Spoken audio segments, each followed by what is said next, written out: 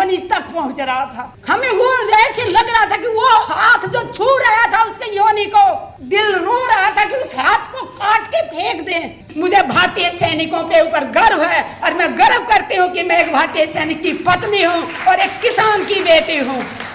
लेकिन आज प्रधानमंत्री जी ने ये साबित कर दिया कि वो सबसे कायर प्रधानमंत्री जी तक पहुंच रहा था। हमें वो ऐसे लग रहा था कि वो हाथ जो छू रहा था उसके योनि को, दिल रो रहा था कि उस हाथ को काट के फेंक दें।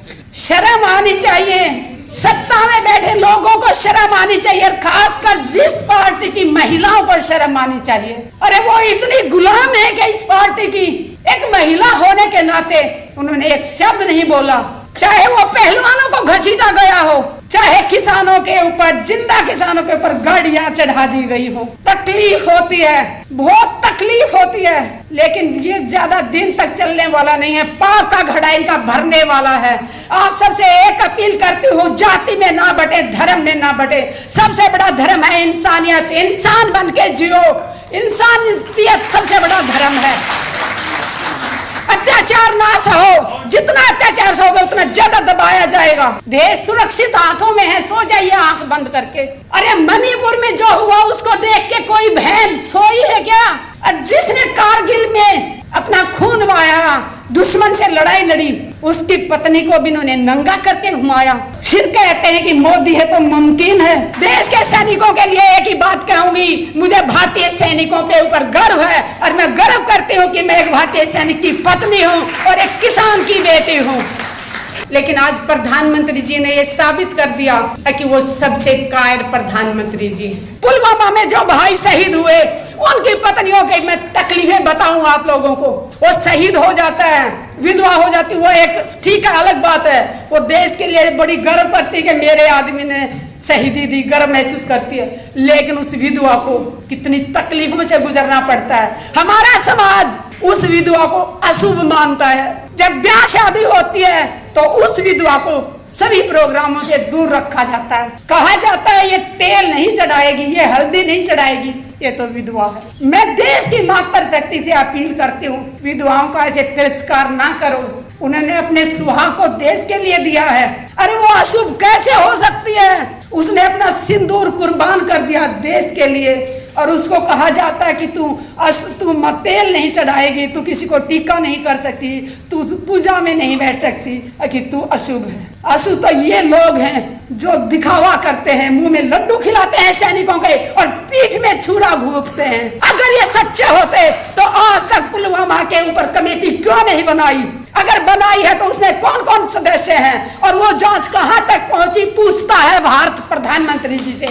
और प्रधानमंत्री जी कब तक भागोगे देश के सवालों से? इनके सांसद जब भी कोई सवाल करता है, चाहे पीटी उषा मैम से मैंने सवाल किया था जंतर मंतर पे तो वो भाग गई थी, मीनाक्षी लेखी से बात की तो वो भाग गई थी, जिससे भी सवाल करते हैं वो भाग रहे हैं। आज देश का बच्चा बच्चा जाग चुका है, प्रधानमंत्री जी से सवाल पूछेगा और आज नहीं तो कल प्रधानमंत्री जी को देना होगा, जवाब देना होगा। दुख होता है जब सैनिकों के नाम पे वोट मांगने जाते हैं। पुलवामा इनकी कमजोरी के कारण हुआ।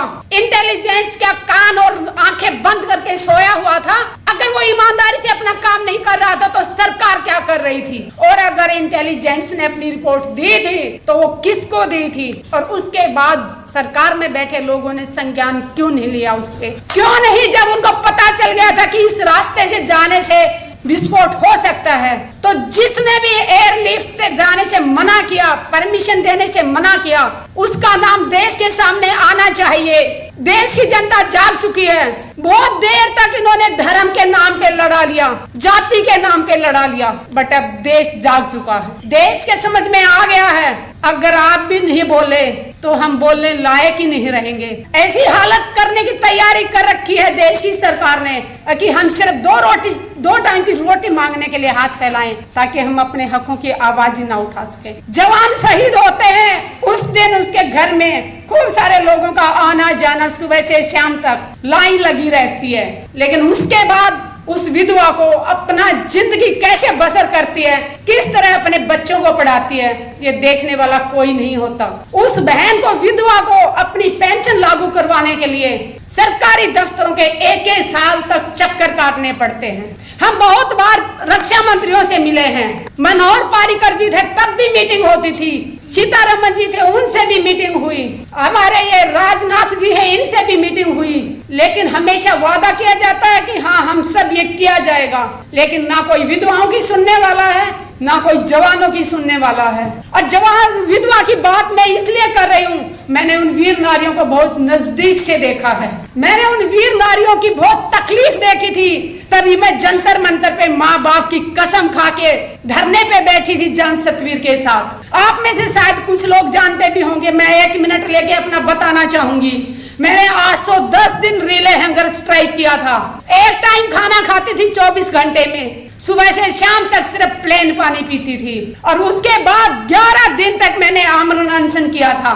और वहां पे बैठी थी तो माँ बाप की कसम खा के बैठी थी, किसान की बेटी हूँ और एक सैनिक की पत्नी हूँ तो पीछे हटने वाली नहीं थी। आईसीयू में पहुंच गई थी, 4 दिन तक मैं आर हॉस्पिटल में रही और मुझे बलात्कार की धमकी दी गई।